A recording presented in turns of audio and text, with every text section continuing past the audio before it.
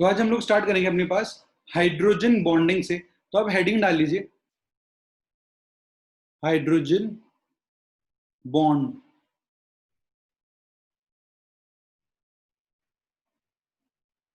Hydrogen bond, देखो होगा क्या ना यहाँ पे। पहले इसकी थ्योरी लिखने से पहले हम इसकी कहानी को समझते हैं कि इसके अंदर ओवरऑल होता क्या है। उस कहानी को समझने के बाद हम उसकी हिंदी इंग्लिश लिख लेंगे, ठीक है। सबसे पहले क्या होगा, आपके पास हाइड्रोजन है, वो किसी बहुत ज्यादा इलेक्ट्रोनेगेटिव एलिमेंट से कनेक्ट होगा, ठीक है ना। ये जो एलिमेंट ए है, इसकी इलेक्ट्रोनेगेटिविटी मेरे पास 3 से ज्यादा होनी चाहिए, ठीक है ना। इसकी इलेक्ट्रोनेगेटिविटी मेरे पास करना चाहिए 3 या 3 से ज्यादा होनी चाहिए। और ऐसे कुछ ही एलिमेंट्स है जिसकी इलेक्ट्रोनेगेटिविटी 3 और 3 से ज्यादा होती है, और वो एलिमेंट्स होते हैं फ्लोरीन, ऑक्सीजन, नाइट्रोजन, या फिर हम कह सकते हैं कार्बन ट्रिपल बॉन्ड के साथ लगा हुआ हो, या फिर CF3 हो आपके पास, या फिर कार्बन के साथ 3 क्लोरीन लगे हो, CCl3। तो ये जो चीजें लगी हुई हैं, इनके साथ अगर मेरा हाइड्रोजन कनेक्टेड है तो उससे क्या होगा, यहाँ पर चार्ज डेवलप होगा। कैसे? ए जो है मेरा, उसकी इलेक्ट्रोनेगेटिविटी बहुत ज्यादा है, तो वो हाइड्रोजन के इलेक्ट्रॉन्स को खींचने की कोशिश करेगा। तो इस पे चार्ज आएगा पार्शियली नेगेटिव, और हाइड्रोजन पे चार्ज आएगा पार्शियली पॉजिटिव, क्योंकि हाइड्रोजन की इलेक्ट्रोनेगेटिविटी होती है 2.1। तो जिसकी भी 3 या 3 से ज्यादा है, वो मैंने यहाँ पर ये लिख दिए, ठीक है ना, ताकि आपको दिक्कत ना आए। आप सोचो भाई कौन होता है कौन नहीं होता है, ऐसा कुछ नहीं होता, ठीक है। अब क्या होगा, इसके बगल में, इस हाइड्रोजन के बगल में कोई ऐसा एटम होगा जिसके पास इलेक्ट्रॉन प्रेजेंट होना चाहिए, ठीक है ना। मैं बोल दूं कि आपके पास यहाँ पर कोई डी ग्रुप है जिसके पास क्या प्रेजेंट है, लोन पेयर प्रेजेंट है। अब आपको पता है लोन पेयर में तो इलेक्ट्रॉन्स है, तो ये इलेक्ट्रॉन्स जो कि नेगेटिवली चार्ज है, अट्रैक्ट करेगा पॉजिटिव चार्ज ऑफ हाइड्रोजन। तो हाइड्रोजन क्या करने लगेगा, उसके लोन पेयर को अट्रैक्ट करने लग जाएगा, और इसी अट्रैक्शन फोर्स को हम लोग बोलते हैं हाइड्रोजन बॉन्डिंग। इसी को हम लोग क्या बोलते हैं, हाइड्रोजन बॉन्डिंग, ठीक है। इस बॉन्ड को बोलेंगे हाइड्रोजन बॉन्ड, क्योंकि हाइड्रोजन के द्वारा बनाया जा रहा है, और इस पूरे प्रोसीजर को हम क्या बोलते हैं, हाइड्रोजन बॉन्डिंग बोलते हैं। ये जो ग्रुप यहाँ पर डी मैंने आपके पास लिखा है, ये आपका लेविस बेस होना चाहिए। लेविस बेस मतलब इसके पास लोन पेयर अवेलेबल होने चाहिए, ताकि वो हाइड्रोजन के साथ अट्रैक्टेड हो सके। और ये मेरे पास होता है एन, नाइट्रोजन हो, ऑक्सीजन हो, फ्लोरीन हो, या फिर आपके पास क्लोरीन हो, ठीक है ना। क्या हो आपके पास, क्लोरीन हो। तो यहाँ पर मैंने आपको बताई, तो ये जब एटम आपका जो लेविस बेस है डी, अगर वो नाइट्रोजन है, अगर वो ऑक्सीजन है, या फिर वो फ्लोरीन या क्लोरीन है, तो ही हाइड्रोजन बॉन्ड पॉसिबल हो सकता है।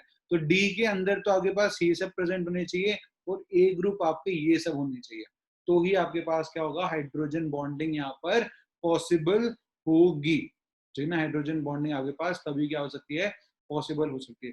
तो पहले आप इसके बारे में लिखिए, when hydrogen is bonded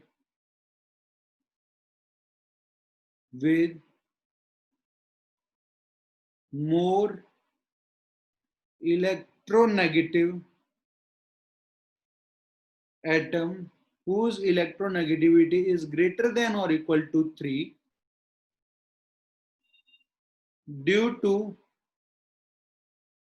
more electronegative atom,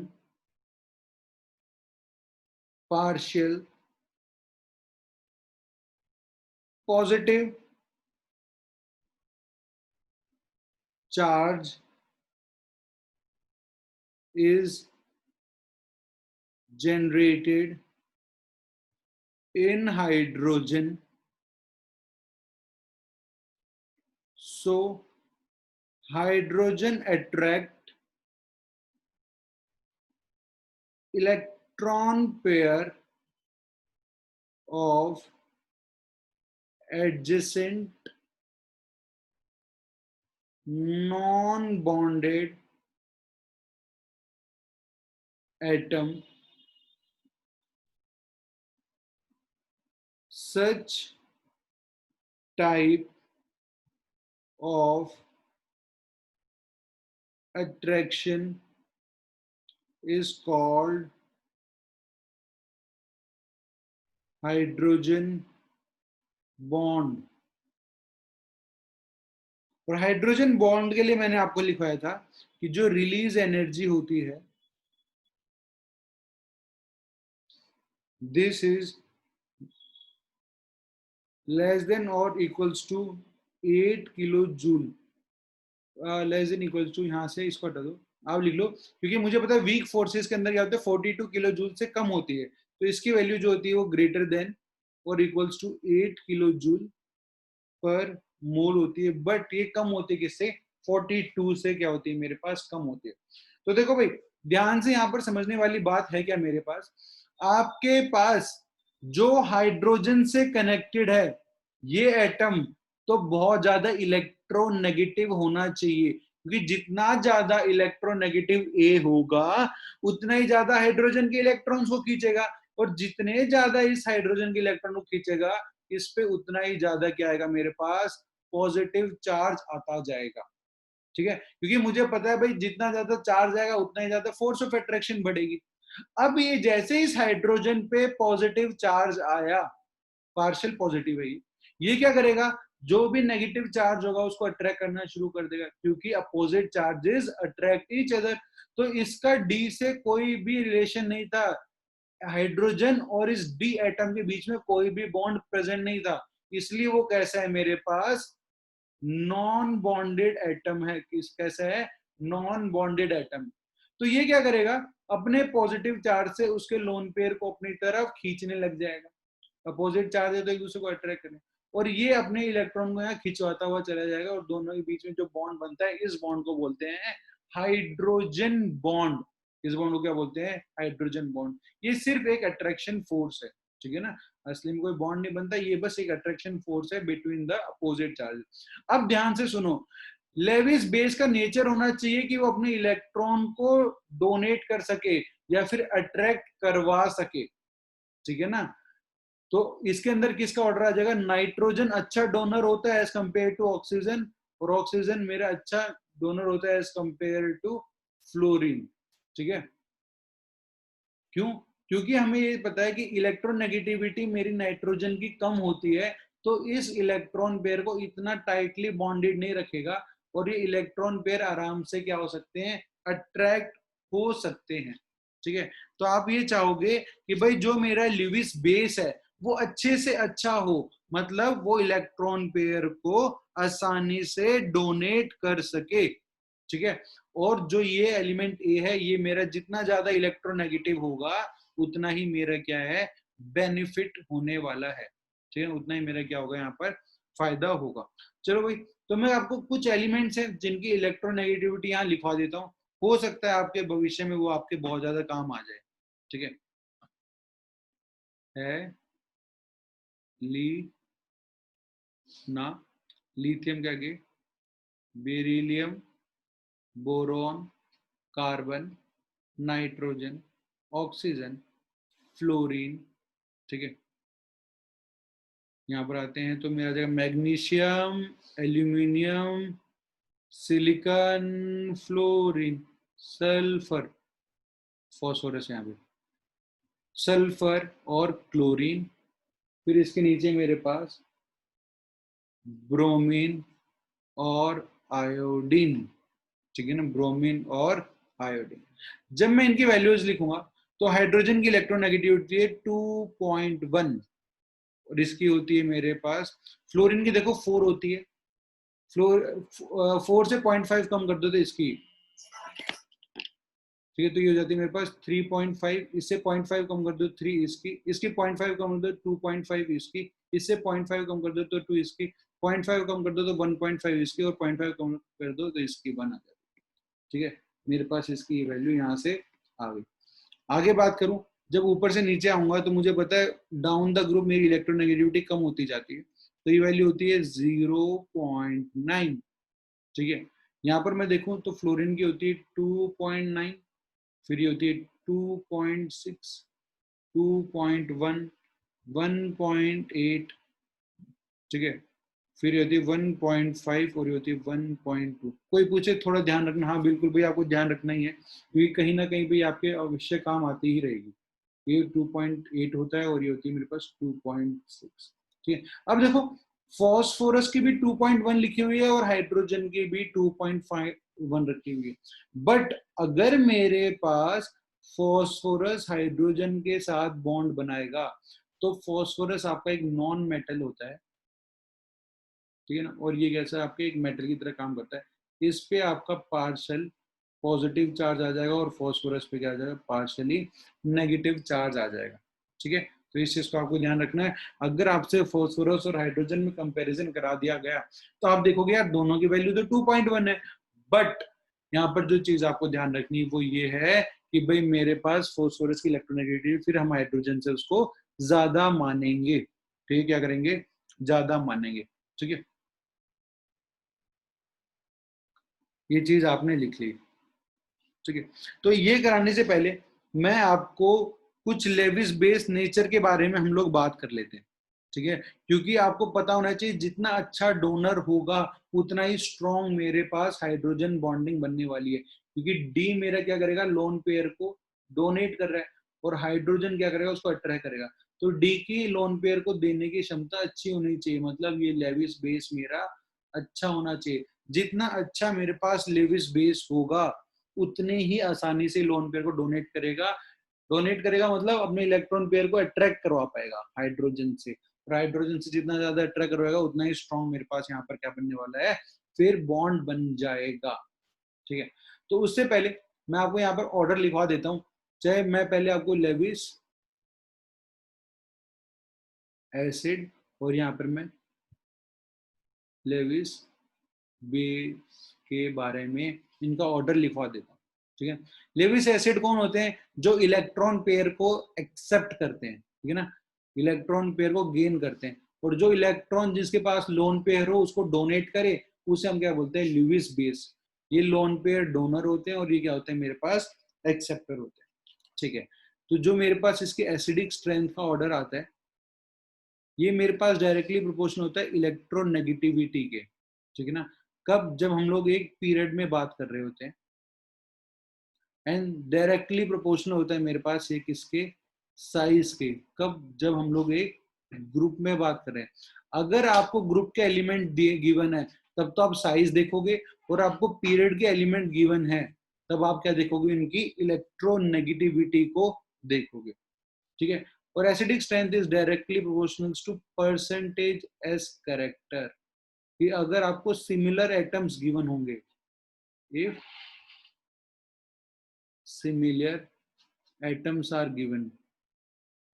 similar atoms का मतलब क्या है, देखो मैं बोलूं कार्बन डबल बॉन्ड कार्बन है और एक जगह कार्बन ट्रिपल बॉन्ड कार्बन है और एक जगह कार्बन सिंगल बॉन्ड कार्बन, तो बोलेंगे भाई देखो है तो कार्बन ही, बट ये कैसे डबल बॉन्ड या ट्रिपल बॉन्ड है या सिंगल बॉन्ड है। तो इनमें जब एसिडिक स्ट्रेंथ की बात करेंगे तो हम लोग इनके हाइब्रिडाइजेशन निकालेंगे। तो ये मेरे पास होता है sp2 हाइब्रिड, ये होगा मेरे पास sp, और ये होता है मेरे पास sp3। तो जब परसेंटेज एस करेक्टर निकालेंगे, ठीक है ना, तो इसका परसेंटेज एस करेक्टर आएगा 33.3%, इसका होता है 50%। ये चीज आप बहुत बार कर चुके हो तो मैं इसको लिख के नहीं दिखा रहा आपको। और ये होगा आपके पास 25%। तो मैं देखूंगा परसेंटेज एस करेक्टर मेरे पास एसपी का सबसे ज्यादा है, तो ये मेरे पास फर्स्ट नंबर पे एसिडिक होगा, ये दूसरे नंबर पे क्योंकि इसका 33 पॉइंट है, और ये इसके पास थर्ड नंबर पे आ जाएगा। ठीक है, तो इस तरह से तो हम लोग क्या करते हैं, लिविस एसिड नेचर को देखते हैं। जस्ट इसका उल्टा करेंगे तो मेरे पास कैसे आ जाएगा, बेसिक नेचर, क्योंकि मुझे पता है भाई अच्छा एसिड होगा तो बेस कैसा होगा, वो बेकार ही होगा।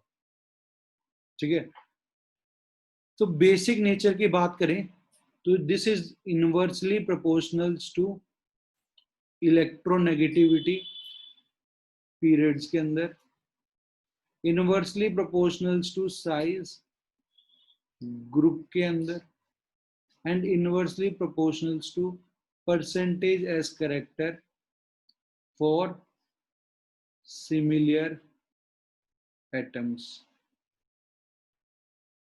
ठीक है, इनवर्सली प्रोपोर्शनल हो जाता है। तो चलो पहले मैं आपको कुछ क्वेश्चन देता हूं, आप उसका दिमाग लगाओ और आंसर निकालो। उसका लेविस बेसिक नेचर आपको मुझे बताना है कि उसका क्या ऑर्डर आने वाला है। ठीक है, तो क्वेश्चन लिखेंगे हम लोग कुछ इस प्रकार, लेविस बेसिक नेचर आपको कंपेयर करना है। फर्स्ट,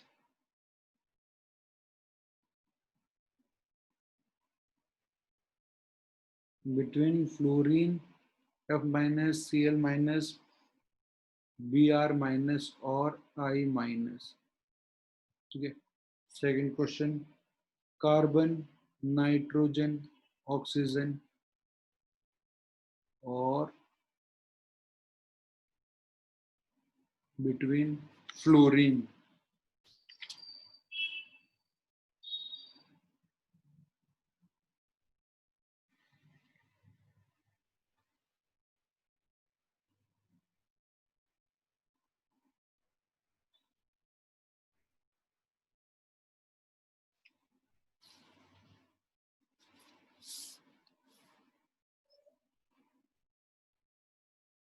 ठीक है, तो देखो भाई, फ्लोरीन, क्लोरीन, ब्रोमीन, आयोडीन मेरे पास किसके एलिमेंट है? एक ही ग्रुप के एलिमेंट हैं, ठीक है ना। एक ही ग्रुप मतलब जब टॉप टू बॉटम आऊंगा उसके लिए। तो मुझे पता है जो ये यहाँ पर होता है मेरे पास, Lewis basic is inversely proportional to, जब मैं ग्रुप की बात करता हूँ तो ग्रुप के लिए मैं क्या लिखता हूँ? साइज। साइज जितना बड़ा होगा उतना ही कम होने वाला है। तो मेरे को पता है आयोडीन का साइज सबसे बड़ा होता है तो ये कम हो जाएगा। तो मेरे पास यहाँ पर लिविस बेसिक नेचर जो है वो F माइनस का ज्यादा होगा, फिर फ्लोरीन का, फिर इसका, और फिर आगे पास किसका आ रहा होगा? आयोडीन का आ रहा होगा, ठीक है। फिर बात करते हैं नीचे, यहाँ पर हम लोग, this is inversely proportional to size है, और ये मेरे पास सारे एलिमेंट्स है किसके? एक ही पीरियड के एलिमेंट है। पीरियड में Lewis basic is inversely proportional to electronegativity, इसलिए कार्बन अच्छा होगा, फिर नाइट्रोजन, फिर ऑक्सीजन, और लास्ट में आपके पास क्या आएगा? फ्लोरीन आएगा। तो जब भी पीरियड्स की बात होगी तब हम इलेक्ट्रोनेगेटिविटी से कंपेयर करेंगे। जब भी मेरे पास ग्रुप की बात होगी तो मैं वहां क्या देखने वाला हूँ? साइज। और अगर सिमिलर एटम्स आ गए तो वहां मैं क्या देखूंगा? उनका परसेंटेज एस करेक्टर देखूंगा। क्या देखूंगा? परसेंटेज एस करेक्टर, वहां पर मैं उनका देखूंगा कि परसेंटेज एस करेक्टर उनका कैसा है। और देखो भाई, एक चीज और मैं आपको बता दूं आपकी जानकारी के लिए, ठीक है ना, इसको थर्ड पॉइंट भी आप लिख सकते हो। जब मैं लिविस बेस की बात करूं तो आपको एक चीज तो पता है, आप वो पढ़ चुके हैं, दो टाइप के ग्रुप होते हैं। एक होता है इलेक्ट्रॉन डोनेटिंग ग्रुप, और एक होता है आपका electron withdrawing group. Electron donating group होते हैं प्लस आई, प्लस एम और plus H. Electron withdrawing group होते हैं माइनस आई, माइनस एम और माइनस एच, ठीक है। तो देखो भाई, लिविस बेस अच्छा कौन? जो इलेक्ट्रॉन पेयर को डोनेट कर सके, मतलब इलेक्ट्रॉन्स को डोनेट करे दूसरों को, ठीक है। तो अगर सोचो आप, इसके साथ कोई ऐसा ग्रुप लगा हुआ है जो इसको इलेक्ट्रॉन दे रहा है, तो कितना अच्छा होगा। ये भी इसको इलेक्ट्रॉन दे रहा है, इसके पास बहुत सारे इलेक्ट्रॉन्स आएंगे तो उतने ज्यादा ये आगे दे पाएगा, ठीक है ना। बट अगर इसके पास कोई इलेक्ट्रॉन विदड्रॉइंग ग्रुप लगा हुआ है तो इसके लोन पेयर को ये खुद खींचने की कोशिश करेगा। उससे इसका लेविस बेसिक नेचर क्या हो जाएगा? ये बाहर डोनेट नहीं कर पाएगा, क्योंकि अंदर का मॉलिक्यूल ही खींचने की कोशिश कर रहा है, तो ये बाहर डोनेट नहीं कर पाएगा, ठीक है।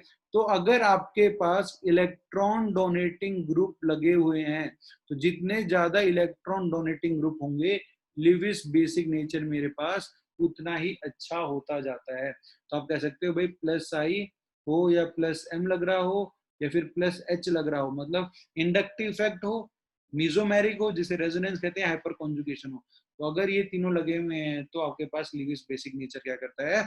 इंक्रीज करते जाता है। क्या करते जाता है? आपके पास वो इंक्रीज करते हुए जाता है, ठीक है। तो आपको यहाँ पर एक चीज क्या देखनी है ध्यान से, अगर आपसे कोई पूछे भाई मेरा ये मॉलिक्यूल हाइड्रोजन बॉन्डिंग शो करेगा या नहीं करेगा, तो आपको क्या करना है? सीधी सी बात, पहले आप देखोगे जो हाइड्रोजन लगा हुआ है वो ए ग्रुप से अटैच होना चाहिए, और ए ग्रुप कौन कौन से होंगे वो मैंने आपको यहाँ पर लिखवा दिया। यही ग्रुप प्रेजेंट होने चाहिए, ए ग्रुप जिनके साथ हाइड्रोजन लगा हुआ होगा, ठीक है। और इसके बगल में होना चाहिए मेरे पास, आपके पास कोई डी ग्रुप जिसके पास लोन पेयर प्रेजेंट हो। जो इसके साथ मेरा हाइड्रोजन बॉन्डिंग शो करेगा। अब ये डी ग्रुप कौन कौन सा होना चाहिए वो भी मैंने आपको यहाँ पर फर्स्ट स्लाइड के अंदर ही लिखवा दिया था कि डी ग्रुप आपका FONCl हो सकता है, ठीक है ना। बस इसके अलावा कोई और नहीं चलेगा जो अपना लोन पेयर यहाँ पर डोनेट करने जा रहा है। तो अब आपकी बारी आ गई है। अब मैं आपको क्वेश्चन दूंगा और आपको उनके आंसर बताना कि वो मॉलिक्यूल मेरे पास हाइड्रोजन बॉन्डिंग शो करेगा या फिर नहीं करेगा। क्वेश्चन लिखो। Select the species which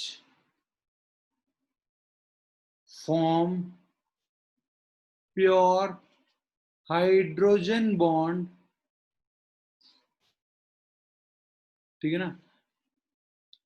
first option is water, ठीक है। मैं एक आपको करके दिखा रहा हूं, ठीक है, पहला वाला ही करके दिखा देता हूं, दूसरा आपको खुद से करना है। देखो भाई, अगर मैं वाटर की बात करूं तो इसका फॉर्मूला होता है OHH जो कि H2O है। अब मेरा हाइड्रोजन किससे कनेक्टेड है? ऑक्सीजन से, और ऑक्सीजन मेरा ए एलिमेंट में मैंने लिखा हुआ है वहां पे। देखो आप, ए के अंदर मैंने ऑक्सीजन लिखा हुआ है, मतलब ठीक है, हाइड्रोजन तो मेरा परफेक्ट जगह पे लगा हुआ है। अब बात आती है, जब मैं प्योर हाइड्रोजन की बात कर रहा हूं, मतलब एक और वाटर मॉलिक्यूल प्रेजेंट होगा, एक और वाटर मॉलिक्यूल प्रेजेंट होगा। अब इसके पास क्या प्रेजेंट होते हैं? लोन पेयर प्रेजेंट होते हैं। तो देखो डी के अंदर क्या मैंने लिखा है? FONCl। तो आपके पास वहां पर O भी आ रहा है, मतलब ये अपने लोन पेयर, अपने ल्यूइस बेसिक नेचर शो करेगा और इस हाइड्रोजन के साथ क्या फॉर्म करेगा? मेरे पास हाइड्रोजन बॉन्ड फॉर्म करेगा। This means this molecule water is going to show hydrogen bonding, ठीक है ना। ये अपना हाइड्रोजन बॉन्डिंग शो करेगा ही। आपको बस ए के बारे में ध्यान रखना है, कौन कौन से एलिमेंट है, और डी के बारे में ध्यान रखना है।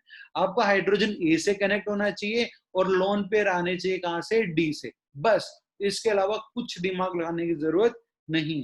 तो अब मैं आपको यहाँ पर कुछ 30-40 कंपाउंड्स लिखूंगा, ठीक है, लगभग वो मेरे पास 33 तक आएंगे। ये कंपाउंड्स लिखूंगा, आपको ये ही बताना है उसके अंदर हाइड्रोजन बॉन्डिंग पॉसिबल होगी या फिर नहीं होगी। पहले आप साथ साथ में कंपाउंड लिखते जाना, फिर उनका बैठ के आंसर निकालना, फिर हम लोग उनको डिस्कस करेंगे। फिर आप देखना आप कहाँ गलती कर रहे हो, कहाँ नहीं कर रहे हो। बड़ा ही आसान सा काम है, डी और ए को देखना है। ये देख लोगे तो आंसर सही आ जाएगा, और अगर ये देखना भी नहीं आता तो फिर तुम तो महान हो। Second option is H2O2। Third है आपके पास CH3OH। फोर्थ ऑप्शन है CH3O CH3। Fifth CH3C double bond O CH3।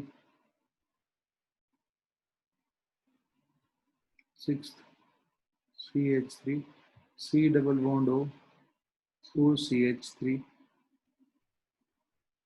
Seventh CH3C double bond O OH। Eighth CH3C double bond O NH2। चलो पहले यहां तक करो, फिर आगे की को मैं लिखाऊंगा आपको। पहले आप, मैं देखना चाहता हूँ आप 8 तक का आंसर कैसे निकालोगे। पहले 8 के 8 क्वेश्चन सॉल्व करो, फिर एक साथ आंसर लिखना उनका ना, कि फर्स्ट का आंसर ये है, सेकंड का आंसर ये। अभी यस नो मत लिखो, ताकि फिर मुझे पता नहीं चलेगा वहां पे कि आप किसका आंसर लिखना चाह रहे हो। पहले आप 8 के 8 कंपाउंड्स को लिखो, उसका आंसर निकालो कि हाँ वो मेरा हाइड्रोजन बॉन्डिंग शो कर रहा है या नहीं शो कर रहा है। अगर शो कर रहा है तो फिर आप लिखो यस, नहीं कर रहा है तो नो, और क्यों नहीं तो आपको पता होना चाहिए।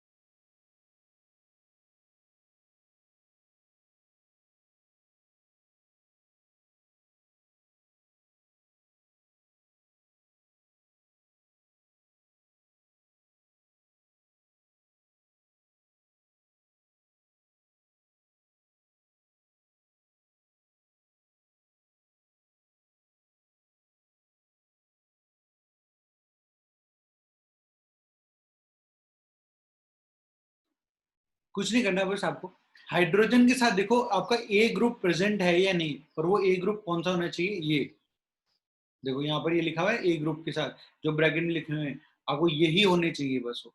और जो डी ग्रुप लिखा हुआ है उसमें से होना चाहिए FONCl में से, ठीक है। नाइट्रोजन डोनर होना चाहिए, या फिर ऑक्सीजन के लोन पेयर आ रहे हो, या तो फ्लोरीन से लोन पेयर आ रहे हो, ठीक है ना, तो ही आपके पास ये पॉसिबल हो पाएगा।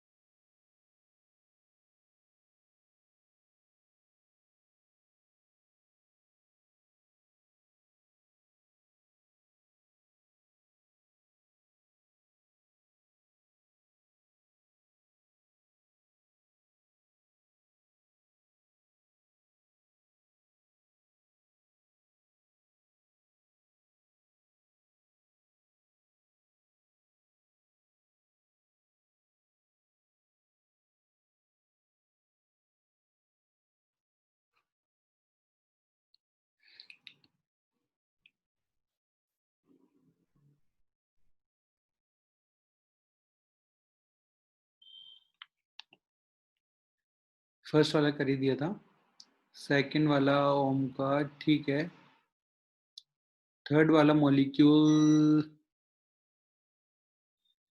देखो, ओम सुभाष का ठीक है, ओम का गलत हो गया, क्योंकि अब अभी बताता हूँ मैं क्यों हुआ। चलो भाई, तो एक एक ऑप्शन में बताते जाता हूँ आपको क्यों होगा क्यों नहीं होगा। पहला तो आपको पता चल गया, दूसरा H2O2, ऑक्सीजन हाइड्रोजन लगा हुआ है, ऑक्सीजन हाइड्रोजन लगा हुआ है, ठीक है। अगर इसके जस्ट बगल में एक और है, ऑक्सीजन ऑक्सीजन हाइड्रोजन और हाइड्रोजन, तो देखो इस ऑक्सीजन के पास लोन पेयर प्रेजेंट है, इससे ये हाइड्रोजन क्या करेगा, हाइड्रोजन बॉन्डिंग को शो करेगा, तो this molecule will show the hydrogen bonding. CH3OH देखते हैं, तो CH3O के साथ लगा हुआ है हाइड्रोजन, तो ये हाइड्रोजन मेरा ऑक्सीजन के साथ लगा हुआ है, ऑक्सीजन मेरा ए एटम है जो कि हमने बताया था। दूसरा देखो एक और मॉलिक्यूल में बना हुआ आपके पास CH3OH, तो ऑक्सीजन के पास क्या प्रेजेंट है, लोन पेयर है, तो ये इसको डोनेट करेगा, दोनों के बीच में क्या हो जाएगा, मेरे पास हाइड्रोजन बॉन्डिंग फॉर्म होने लग जाएगा, this will show hydrogen bonding. Fourth option पे आते हैं, CH3O देखो हाइड्रोजन मेरा कार्बन से लगा हुआ है, ठीक है ना, और कार्बन मेरा ए एटम नहीं है, तो मतलब ये मेरे पास शो नहीं करेगा, समझ रहे हो आप। तो यहाँ से आप ये बता पा रहे हो कि कौन मेरा हाइड्रोजन बॉन्डिंग शो करेगा, कौन नहीं करेगा। यहाँ पर मेरे हाइड्रोजन किससे कनेक्टेड है, कार्बन से कनेक्टेड है, इसी वजह से, ठीक है। यहाँ पर देखो, यहाँ पर भी मेरे हाइड्रोजन कार्बन से कनेक्टेड है, तो ये एटम ए है ही नहीं, तो ये शो नहीं करेगा हाइड्रोजन बॉन्डिंग को, ठीक है।